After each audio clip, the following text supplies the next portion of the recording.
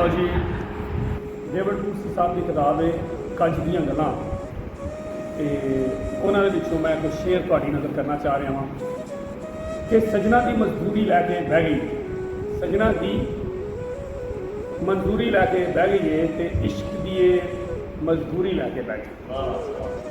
सजना की मजदूरी लैके बह गई है तो इश्क की मजदूरी लैके बह गई है तो अदन हज़ारां छड़ के रोंदे फिरने, अदन हज़ारां छड़ के रोंदे फिरने हाँ हीर दे हथ की चूरी लैके बह गई।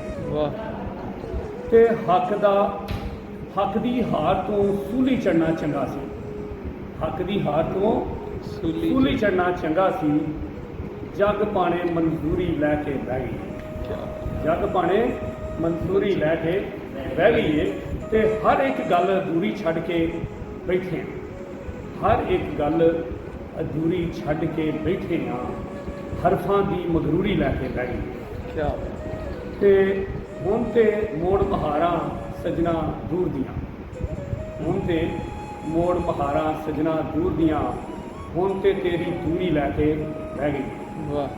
ते हाले भी साह रोकन नहीं जी करता, हाले भी साह रोकन जी नहीं करता, चिंगड़िए कस्तूरी लैके बह गई। ते आखिरी शेर भी दुनिया की वाहवा ने कलियां कर छड़िया, दुनिया की वाहवा ने कलियां कर छड़िया, सानू ये मशहूरी लैके बह गई। क्या बात है, क्या बात है।